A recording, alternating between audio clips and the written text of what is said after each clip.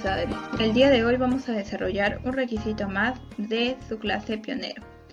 Vamos a estudiar la historia del diluvio y el proceso de fosilización, pero primero empecemos conociendo qué son los fósiles. Bien, los fósiles son evidencias de vida pasada que han dejado animales y plantas hace millones de años y aún perduran hasta nuestros días. ¿Pero qué tipo de evidencias? Bien, tenemos restos, huellas o moldes. Ahora, les pregunto, ¿han encontrado algún fósil? Pensemos.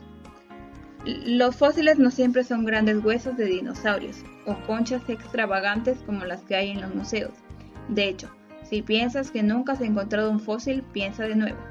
Probablemente cada día utilices combustibles fósiles, tales como la gasolina, el gas, el carbón, el petróleo, que suministran poder a los automóviles, dan luz o calor para calentar o enfriar tu casa. Los combustibles fósiles son carbón orgánico proveniente de las plantas y vida marina que vivió hace millones de años. Ahora, ¿para qué nos sirven los fósiles? Bien, esos nos ayudan a conocer nuestra historia. Un fósil es capaz de guiarnos a través del tiempo para dar sentido a la historia de la Tierra.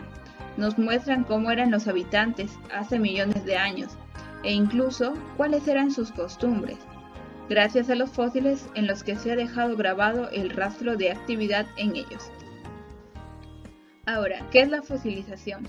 Para que un resto corporal o una señal de un organismo merezca la consideración de fósil, es necesario que se haya producido un proceso físico-químico que le afecte, el cual atraviesa diversas etapas y dura millones de años.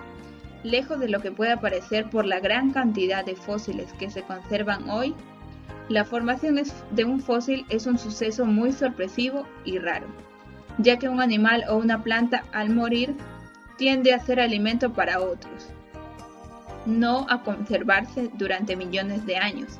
La naturaleza siempre trata de retroalimentarse, por lo que conseguir que un animal se conserve durante mucho tiempo, en lugar de servir de sustento a los que vienen después, es una característica de lo más remota.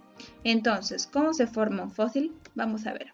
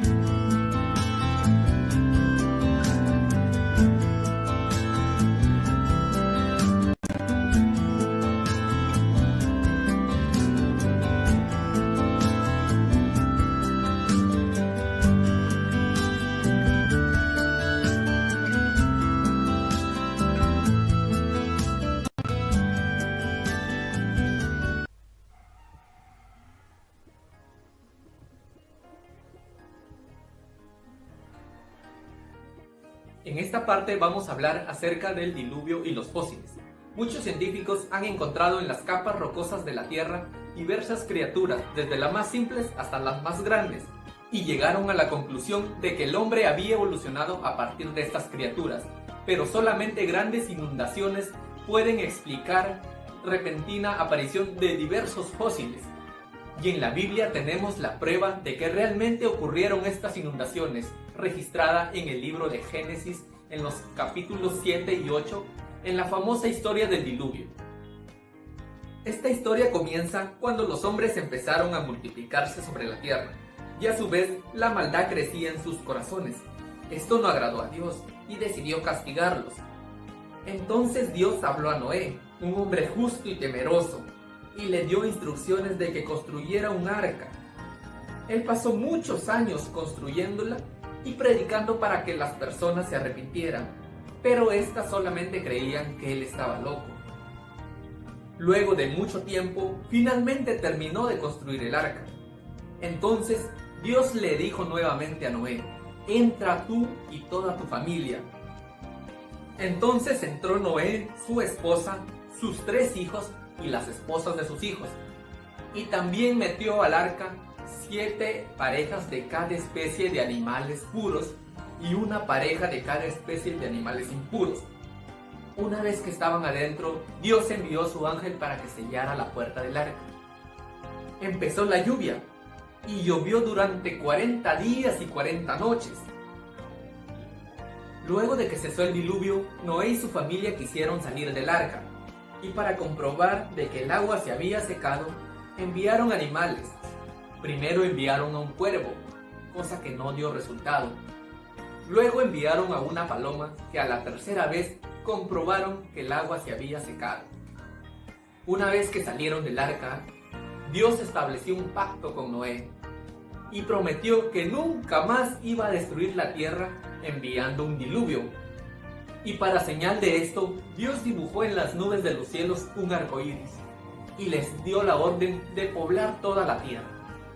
Luego de haber escuchado esta historia, déjame decirte que en diversos países y en muchas otras religiones existen historias parecidas que confirman la existencia de un diluvio. Esto lo confirma el texto bíblico que se encuentra en Génesis 8, donde Dios da la orden a la familia de Noé de que poblaran toda la tierra. Los descendientes de Noé contaron la historia del diluvio de diferentes maneras, pero siempre llegando a la conclusión de que existió esta gran inundación.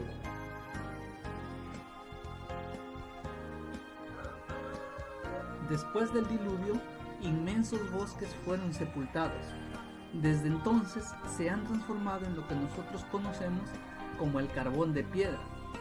Esto ha dado origen a que se formen extensas capas de hulla y también petróleo que existen debajo de la superficie terrestre.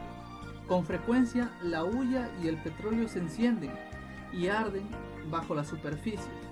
Esto calienta las rocas y, sumado a la acción del agua, muchas veces produce lo que nosotros conocemos como terremotos, volcanes y otros brotes sísmicos. Todo esto es consecuencia del pecado en este mundo. Sin embargo, estas maravillosas manifestaciones serán más frecuentes y terribles poco antes de la segunda venida de Cristo.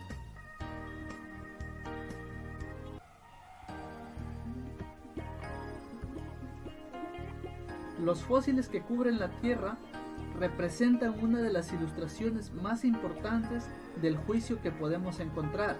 Cada uno de estos restos o evidencias del pasado son una muestra de las terribles consecuencias que puede traer el pecado en nuestras vidas. Prueba de la devastadora del pecado en este mundo. ¿Pero esto significa que Dios sea malo? No. Entonces, ¿por qué suceden estas cosas? Leamos lo que nos dice Salmos 19:9. El temor de Jehová es limpio, permanece para siempre. Los juicios de Jehová son verdad, todos son justos. Entonces, aquí nos damos cuenta que cada fósil constituye un testimonio de que los juicios de nuestro Dios son justos. Ahora leamos Romanos 6:23. Porque la paga del pecado es muerte, pero la dádiva de Dios es vida eterna en Cristo Jesús, Señor nuestro. Entonces nos damos cuenta que el juicio por el pecado es la muerte. Sin embargo, nuestro Dios nos ofrece también la vida eterna. Entonces, conquistador, ahora que ya conoces un poco más acerca de los fósiles, te invito a que puedas vivir de acuerdo a la voluntad de Dios, para que no sufras las terribles consecuencias del pecado, sino que puedas disfrutar la vida eterna que Él nos ofrece.